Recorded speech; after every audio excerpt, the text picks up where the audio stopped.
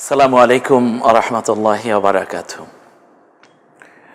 ওয়ারাত্তিলিল কুরআনা তারতিলা।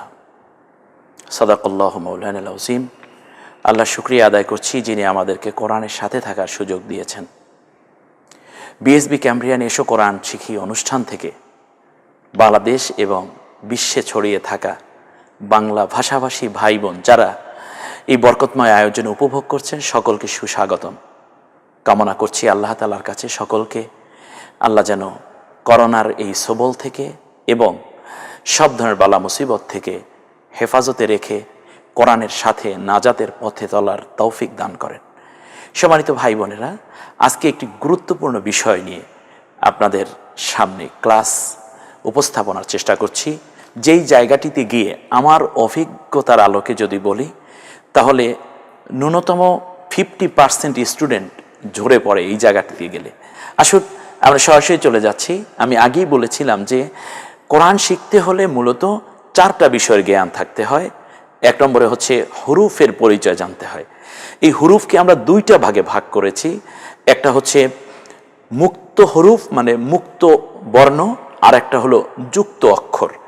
আজকে এই যুক্ত অক্ষরের জায়গায় আমরা বিভিন্নভাবে পড়া শিখি। একটা শিশু যখন শিখে, যেমন এ বি সি ডি এভাবে যখন শেখে তখন বিভিন্ন অ্যাঙ্গেলে সে কথাগুলো এই লেখাগুলো সে আত্মস্থ করে, অথচ আরবিতে এইরকম কোনো নিয়মই নাই, কিন্তু আমরা পাচ্ছি না। তো আসুন আমরা যে জায়গায় রেখেছি, একটা যদি একটা বাচ্চা প্রথমে লেখে হলো এভাবে, তাই না?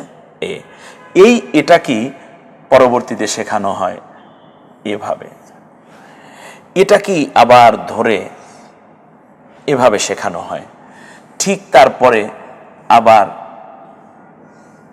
এভাবেও শেখানো হয়। তো একটা একে 4 ভাবে শেখানোর পরে একটা বাচ্চা যদি ক্যাচ করে রাখতে পারে, এটা সেভ করতে পারে তার মেমোরিতে, তাহলে কেন সে পারবে না একটা আলিফকে ধরে রাখতে, কিংবা কেন সে পারে না এই হাঁটা থেকে ওই হাঁটা কিভাবে আসলো, এটা না বোঝার কারণেই মূলত এখান থেকে ঝরে পড়ে। এখন আমরা জানার চেষ্টা করব কিভাবে মুক্ত হরফগুলো যুক্ত হয়ে শব্দ তৈরির মাধ্যমে আয়াতগুলো এভাবে লেখা এসেছে। 6ষ্ঠ ক্লাসের প্রথম পর্বে আমরা একটা কবিরা গুনাহ জেনে নেই, তারপরেই গনিমতের মাল বা রাষ্ট্রীয় সম্পদ আত্মসাৎ করা কবিরা গুনাহ, গরিবের সম্পদ লুণ্ঠন করা, কিংবা দুস্থ মানুষের সম্পদ লুণ্ঠন করা, ইয়াতিমের হক থেকে নিজে ভক্ষণ করা, বা উন্নয়নমূলক কাজের টাকাগুলোকে আত্মসাৎ করা, কিংবা ভালো ন্যাক কাজে বাধা সৃষ্টি করা ইত্যাদি, এগুলো সবই মূলত রাষ্ট্রীয় সম্পদ আত্মসাতের মধ্যেই শামিল। অতএব আল্লাহ তাআলা কোরআনুল কারীমের মধ্যে বলেছেন, ইন্নাল্লাহা ইয়ামুরুকুম আন তুআদ্দুল আমানাতি ইলা আহলিহা, তোমার কাছে যে আমানত আছে তা প্রকৃত মালিকের কাছে পৌঁছে দিতেই আল্লাহ তোমাদেরকে নির্দেশ দিয়েছেন। এখন আপনারা দেখছেন যে আরবি হরফ যুক্ত হওয়ার স্তর 4টা, আমি 4টা ভাগে ভাগ করেছি। আমি আমার গবেষণা থেকে দেখেছি যে 10টা হরফ এরকম যা কোনো মানুষের যুক্ত হওয়ার ক্ষেত্রে পড়ারই দরকার হয় না। কি মজার পড়া, তাই না? মোট 30টা হরফ, তার মধ্য থেকে 10টা এরকম যখন যেখানে যে অবস্থায় আপনি কোরআনের মধ্যে তাকে দেখবেন সে ঠিক ওই অবস্থায় আছে, তার একটু আকৃতিও চেঞ্জ করেনি।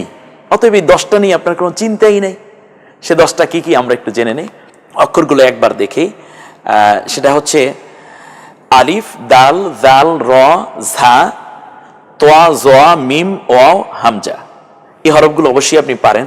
এই হরফগুলো যখনই আয়াতের সাথে মিলবে কখনোই তার আকৃতি চেঞ্জ করে না। আর দ্বিতীয় হচ্ছে যে সমস্ত হরফ যুক্ত হওয়ার সময় আকারে ছোট হয়ে যায়, এরকম আছে 5টি হরফ, বা, তা, সা, নুন, ইয়া।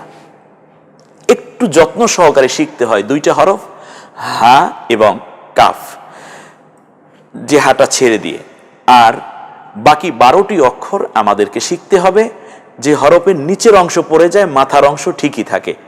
আমরা গ্রাজুয়ালি এটা দেখে নেব, আপনার কাছে পানির মতো মনে হবে যেই কোরআন নিয়ে আমি বহু কষ্টে ছিলাম, সারা জীবনের কান্নার চোখের পানি যেন মুছে দেওয়ার জন্যই আজকে বিএসবি ক্যামব্রিয়ান এসো কোরআন শিখি এই অনুষ্ঠানটি। এবারে চলে আসছি আমরা, এই পড়াটাই আপনি পারেন কিনা আমরা একটু দেখি তো, আপনি পারেন কিনা। আপনার জীবনে প্রথম আপনি কোরআন শিখছেন, আপনি দেখুন তো এখানে 3টা হরফ আছে, নিচে আছে মুক্ত 3টা হরফ। এই 3টা হরফ তো আপনি শিখেই এসেছেন, আলিফ মিম দাল। এখানেও ঠিক মিম দাল আলিফ, অর্থাৎ এখানে আছে শব্দ আকারে, এখানে আছে ভিন্ন ভিন্ন অক্ষর দেয়া।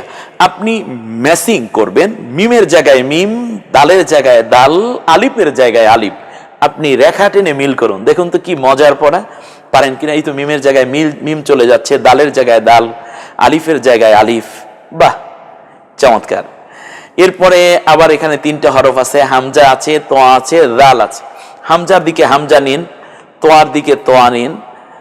এখন আপনারা বলতে পারেন ওস্তাদজি আমরা তাহলে এই হামজাটা ওখানে কেন না, এই জায়গায় এবং এ মিলেই এটা হামজার অবস্থান বোঝানোর জন্য এটা একটা সৃষ্টি দিতে হয়। তাহলে এটা হলো হামজা, এটা তোয়া, এটা হলো রাল। অনেক বড় করে দেখানো হচ্ছে। এবার উত্তরে চলে আসুন আপনি। জোয়া, আরিফ, মিম, ঝা, 4টা হরফ আপনি পড়তে পারেন একত্রে যুক্ত হলে, তার কারণ এই হরফগুলো আপনার জানা আছে। আপনি জোয়াটা সে আগের মতোই আছে, হামজাটা আগের মতো আছে, ওয়াটা আগের মতোই আছে, আপনার চিন্তা কোথায়? এর মানে 10টা হরফকে আমি বিভিন্নভাবে এনে আপনাদেরকে দেখানোর চেষ্টা করেছি যাতে করে আপনি ভালো বুঝতে পারেন। পরেটা তোয়া, হামজা, র, এটা র, এটা হামজা, এটা তোয়া, কে না চিনে? এখানে 3টা অক্ষর আছে, জোয়া, হামজা। আপনি দেখুন তো এই জোয়া, তোয়া, জোয়া, দেখুন এখানে জোয়াটা এই যে অনেক বড় হয়ে গেল, এরপরে হামজা, তারপর ওয়াও কখনো তো চেঞ্জ হয় না, হামজা কখনো চেঞ্জ। হামজা এমন এক ও হরফ যে কারোর সাথে মিশে না। আমাদের সমাজে কিছু মানুষ আছে না যারা ওরে বাবারে কারোর সাথে মিশে না, কিন্তু খুব ব্যক্তিত্ব নিয়ে চলে। ওই কায়দার স্টাইলের যে লোক আছে যেরকম, হামজাটা সেই হামজা মিয়া এইরকম মনে হচ্ছে আমাদের কাছে। জোয়াটা কি চমৎকার, আপনি দেখেন এই যে সুন্দর করে জোয়া জোয়ার মতো আছে, নুক্তারা না থাকলে তোয়া হয়ে যেত, ওয়া তো ওয়ার মতোই। এরপরে এটা কে না চিনে বলেন? নিচের গুলো আপনি চিনলে উপরের গুলোর সাথে মিলানো একেবারে সহজ। একটু মিলানোর সময় আপনি পড়বেন আর মিলাবেন, আর কোনো টেনশন নাই। আপনি পেজগুলো তো পাচ্ছেনই, অপরদিকে হচ্ছে বইগুলো, বই আপনার হাতে থাকলে কোনো সমস্যা নাই, আপনি বাসায় বসে এখান থেকে না হলে আবার বই থেকে আরেকবার পড়ে নেওয়ার সুযোগ থাকবে। তাহলে হলো তোয়ার দিকে তোয়া যাবে, হামজা, র। এরপরে আমরা চলে আসি, আমি বলি এটা হামজা, পরেরটা কি হবে? র, মিম, তোয়া, আলিফ। মিম কখনো পরিবর্তন হয় না, দেখুন ব্যাস। এখানের মিমটা যেরকম ওখানের মিমটাও সেরকম, তোয়া, আলিফ, তোয়ার সাথে আলিফ। আরেকটা মজার ব্যাপার আছে, একটু লক্ষ্য করুন, সেটা হচ্ছে আরবি হরফগুলো যখন যুক্ত হয় তখন শেষের হরফটি কখনোই পরিবর্তন হয় না। অর্থাৎ ইংলিশে যেমন বড় হাতের অক্ষরটা থাকে প্রথমে, আরবি হরফ শেষ যেটা আসবে সেটা মূল আকৃতি, যেমন আলিফ, বা, তা, এভাবে পড়েছেন ঠিক ওই রকমই থাকে, ইয়া পর্যন্ত যেভাবে আপনারা পড়েছেন ঠিক ওরকমই থাকে। অতএব কোনো চিন্তা হয় না। যুক্ত হওয়ার সময় আরবি অক্ষরের মূল অংশ কখনো পরিবর্তন হয় না। এটা আমরা আরেকটা থিওরি নিলাম, মূল অংশ। এখন মূল অংশ বললে কোনটা বোঝায় সেটা আমরা একটু আনবো, অর্থাৎ লেখার প্রথম যে অংশটা আসে আমরা বোর্ডে লিখে আপনাদেরকে দেখাবো ইনশাল্লাহ। তার আগে আমরা একটা কবিরা গুনাহ জানার চেষ্টা করি। জুয়া খেলা, যেটাকে এখন নাম দিয়েছে ক্যাসিনো, জুয়া খেলার ইন্নামাল খামরু ওয়াল মাইসিরু ওয়াল আনসাবু ওয়াল আজলামু রিসজুম মিন আমালিশ শাইতান ফাজতানিবুহু লাআল্লাকুম তুফলিহুন। আল্লাহ রাব্বুল আলামিন স্পষ্ট করে বলেছেন 4টা কাজকে আমি হারাম করেছি।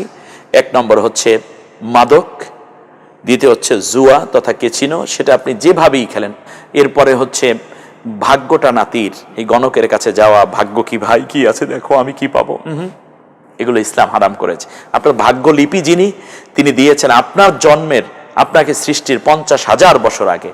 অতএব আমি আমার নৈতিক কাজ করে যাওয়া দায়িত্ব, ভাগ্য নিয়ন্ত্রক আমার ভাগ্য নিয়ন্ত্রণ করবেন। মূর্তি পূজা এবং মূর্তির সয়লাভ, এটা 4টাই আল্লাহ তাআলা হারাম করেছেন, বলছে এগুলো থেকে বেঁচে থাকো তাহলে তোমরা সাফল্য লাভ করতে পারবে। আমরা চলে আসি আমাদের কাজে। এবার তোয়ার সাথে তোয়া মিলান, মিমের সাথে মিম, উচ্চারণের সাথে মিলাতে হবে। কত ভাবে যে আপনাদেরকে পড়ানোর জন্য চেষ্টা করা হয়েছে। একটু মনোনিবিষ্ট হন, একটু মনোযোগী হন, আপনি পারবেন। আপনি তোয়াটার সাথে তোয়া মিলান, হামজার সাথে হামজা, এবার উচ্চারণগুলো মিলান। হ্যাঁ, এরপরে আবার মিলিয়ে দেখুন তো একটু পারেন কিনা। জোয়ার দিকে জোয়া, আলিফের জায়গায় আলিফ, মিমের জায়গায় মিম, র এর জায়গায় র চলে যাবে। এরপরে আবার মিম দাল আলিফ ঝা, এখন আলিফের দিকে আলিফ আসবে, মিমের দিকে মিম, হ্যাঁ, মিম দাল আলিফ ঝা। এরপরটা আমরা চলে যাই তোয়া মিম দাল, তোয়া মিম দাল, দেখছেন কি চমৎকার। এরপরে হামজা বর্ণটি এমন যা চিনতে কোনো অসুবিধা হয় না, যেটা আমি আগেই আপনাদেরকে বলেছি যে কারোর সাথে মিলে না। হ্যাঁ, একটু একটু দেখেন হামজাটা চেনা যায় কিনা। হামজা, আমরা তৃতীয় পর্বে চলে যাচ্ছি, যুক্ত হওয়ার দ্বিতীয় স্তর। এই যুক্ত হওয়ার দ্বিতীয় স্তরে যাওয়ার আগেই আমরা একটা কবিরা গুনাহ জানি, মিথ্যা কসম করা কিংবা আল্লাহর ব্যতীত অন্য কারো নামে কসম করা। একেবারে চাঁদের কসম খাইয়া তোমাকে ভালোবাসি, সূর্যের কসম খেয়ে বললাম আমি তো চুরি করি নেই, কিংবা আমার ছেলের মাথায় হাত দিয়ে বললাম আমি তোমার কোনো সম্পদ ডাকাতি করব না। এইসব কসম করাই হারাম। কসম হবে একমাত্র আল্লাহর নামে, আর আল্লাহর নামে মিথ্যা কসম করাটাও আবার হারাম। অতএব এটা কবিরা গুনাহ। আমরা একটু চমৎকার বিষয় জেনেই আমরা চলে যাচ্ছি আমাদের জায়গায়। যে সকল হরফ আকারে ছোট হয়ে যায় যুক্ত হওয়ার সময়, 5টি অক্ষর আমি ইতিমধ্যে বলেছিলাম আপনাদেরকে, একটু দেখুন। বা, এটা অনেক বড় কিন্তু আকারে ছোট হয়ে যাবে যুক্ত হওয়ার সময়, নুন এবং ইয়া। আমাদের সমাজে দেখুন যুক্ত হয় মানে শব্দ তৈরি হয়। ইসলাম এখানে চমৎকার শিক্ষা দিচ্ছে এই হরফগুলো আমাদেরকে, যে দেখো আমি বা এত বড় ছিলাম, হ্যাঁ, যেমন আমি বা বামিয়া, আমি তা আলী, আমি সা মোহাম্মদ সা খান, কথার কথা ধরেন, হ্যাঁ, আমি নুরু মিয়া, আমি ইয়াসিন শরীফ। এই যে আমরা অনেক বড়, কিন্তু একটা ঐক্য করার জন্য, একে অন্যের সাথে কোঅপারেশনের মাধ্যমে একটি সুন্দর সমাজ বিনির্মাণের জন্য আমরা অনেক ছাড় দিয়েছি। দেখুন এতখানি ছাড় দেয় বা, যখন যুক্ত হবে তখন শুধুমাত্র এতটুকু অংশ থাকে, এতখানি পড়ে যায়। এই যে তা, এটা এই নুক্ত দুইটি দাঁত তার যেটা এটার উপর চলে যাবে, সা এখানে চলে যাবে, ইয়া ঠিকই থাকবে, নুনের নুক্তাটা এখানে, নুন কত বড় পেট, বলছে না আমার এত দরকার নাই ভাই, আমরা মিলেমিশে এত বড় স্যাক্রিফাইস করতে পারি। জাকাত, সাদাকা, দান, অনুদান, সমাজ উন্নয়ন, চিকিৎসা, স্বাস্থ্য, শিক্ষা, এই জন্য আমরা ব্যয় করতে রাজি আছি। আমরা এত বড় স্যাক্রিফাইস করতে পারি। যেদিন তুমি এসেছিলে ভবে, কেঁদেছিলে তুমি একা, হেসেছিল সবে, এমন জীবন করিবে গঠন, মরণে হাসিবে তুমি, কাঁদিবে ভুবন। মনে হয় এই 5টা অক্ষর আমাদেরকে সেই শিক্ষাই দিয়ে যাচ্ছে। এবার আমরা দেখি একটু প্র্যাকটিস করে নেই, দেখি তো পারি কিনা। বা, বা যখন যুক্ত হয় তখন এতখানি থাকে না, শুধু এতটুকু থাকে। এর মধ্যে বা কোনটা আপনার খুঁজে বের করতে হবে। একটু মার্ক করে দেখাতে পারেন কোনটা বা, কোনটা বা। এইটা বা হবে, এটা তো নুন হবে, তার কারণ এক দাগের উপরে এটা বা, এটা বা, এটা বা। শুধু বা কোনটা সেটা বলুন আপনি। যেহেতু যেখানে বা সেখানেই তা তৈরি করা যায়, কারণ আমরা ওই যে বা তা সা একত্রে কিন্তু পড়েছিলাম, বা তা সা, অর্থাৎ বাকে তা বানানো যায়, বাকে সা বানানো যায়। তাহলে এখানে তা কোনটা একটু দেখুন। প্রথমটা তা, এখানে প্রথমটা তা, এখানে মাঝখানেরটা তা, শেষে তা। এখানে সা কোনটা, প্রথমটা সা, মাঝখানে এটা ছা, এরপর এইটা সা। বেশ ভালো। আপনি এর আগে পড়েছেন মিম র, এটা তো পড়েছেন, এই মিম পড়েছেন, জাল পড়েছেন। ওই যে যুক্ত হওয়ার সময় যেই অক্ষরগুলো মোটেও পরিবর্তন হয় না, সেই অক্ষরগুলো দিয়েই মূলত এই শব্দগুলো তৈরি করা হয়েছে। এটা হলো তা, এটা হলো বা, এটা হলো ঝা। তা, মিম, র, মিম, তা, জাল, জোয়া, বা, তা। অর্থাৎ আগের পড়ার সাথে এইটা যোগ করে শব্দ তৈরি করা হয়েছে, যেন আগেরটাও রিভাইজ দেয়া হয়ে যায়। এরপর সা, এ পর্যন্ত আমরা দেখলাম। এরপরে আমরা চলে যাচ্ছি নুন। দেখুন একটু নুনটার দিকে তাকান। এটা একটা নুন, এক দাগের উপরে এক নুক্তা, দেখেছেন? এই যে ঠিক এখানেও পাবেন আপনি এক দাগের উপরে এক নুক্তা, কিন্তু আপনি পুরোটাই পড়তে পারবেন। এটা নুন, এটা তা, একটু আগেই তো পড়লেন। এক দাগের উপরে 2 নুক্তা, এক দাগের উপরে 3 নুক্তা সা, তারপর একটা নুন, তারপর র। মিম, নুন, বা, তা, র। একটু মনে আনেন তো দেখি যে অক্ষরগুলো পরিবর্তন হয় না। তারপর তোয়া, তারপরে নুন। এরপরে আমরা পেলাম ইয়া, একটা মাত্র অক্ষর যার নিচে 2 নুক্তা। হরফের নাম কি? ইয়া। ইয়া মিম নুন, মিম হামজা ইয়া র, মিম ইয়া ঝা, আলিফ নুন। এরপরে জোয়া বা নুন ইয়া, মিম সা বা তা ইয়া নুন ইয়া। এই হরফগুলো আপনি পড়তে পারেন কিনা একটু দেখুন। তো আমি একটু ছোট্ট করে একটা জিনিস আপনাদেরকে দেখাই, এরপর আপনি কেন পারবেন না এমন একটা পড়া যা একটা হরফের মধ্যে 5টা অক্ষর। যেমন এই দেখুন, এই এটার নিচে যদি আপনি 1 নুক্তা দেন তাহলে হরফের নাম বা, 2 নুক্তা দিলে কি ইয়া। ঠিক এটার উপরে যদি আপনি 1টা নুক্তা দেন তাহলে হবে কি নুন। যদি 2 নুক্তা দেন তাহলে হবে কি তা। উপরে যদি 3 নুক্তা দেন তাহলে হবে কি সা। তাহলে একটু দেখুন, উপরে 1 নুক্তা নুন, 2 নুক্তা তা, 3 নুক্তা সা। তাহলে এখানে 3টে অক্ষর হবে নুন তা সা। ঠিক এটার নিচেই যদি 1 নুক্তা দেন তাহলে বা, 2 নুক্তা দিলে ইয়া, বা ইয়া নুন তা সা। আল্লাহ রাব্বুল আলামিন আমাদেরকে কবুল করুন এবং পরবর্তী ক্লাস আমরা আবার চলে আসবো ইনশাআল্লাহ। আজকে আমরা মৌলিক 2টা পড়া শিখলাম, যে যুক্ত হওয়ার স্তর আছে 4টা, যে সমস্ত অক্ষর কখনো পরিবর্তন হয় না, এরকম হরফ পেয়েছি 10টা। এটা দিয়ে আমরা শব্দ তৈরি করে দেখলাম। দ্বিতীয় হচ্ছে যে সমস্ত হরফ যুক্ত হওয়ার সময় আকারে ছোট হয়ে যায়, এরকম পেয়েছি কয়টা, টোটাল পেয়েছি হলো এখানে 5টা। 10 আর 5 15টা হরফ পাওয়ার পরে এটা নিয়ে আমরা একটা প্র্যাকটিস করলাম কিছু সময়। আগামী 7ম ক্লাস এই যুক্ত হওয়ার আরও কিছু পদ্ধতি নিয়ে ইনশাআল্লাহ আপনাদের সামনে আমি আসব। আমার সাথেই থাকবেন। বিএসবি ক্যামব্রিয়ান এসো কোরআন শিখি অনুষ্ঠান আপনাকে কোরআনের কাছে নিয়ে যাবে। নিঃসন্দেহে আল্লাহ আপনাকে কবুল করে নেবেন। আল্লাহ তাআলা কোরআনের বরকতে, মাহে রমজানের বরকতে আমাদেরকে আরও বেশি ধন্য হওয়ার মাধ্যমে দুনিয়ায় শান্তি এবং আখেরাতে জান্নাতি মানুষ হিসাবে নিজের সৌভাগ্য অর্জন করার তৌফিক দান করুন। আমিন। আসসালামু আলাইকুম ওয়া রাহমাতুল্লাহি ওয়া বারাকাতুহু।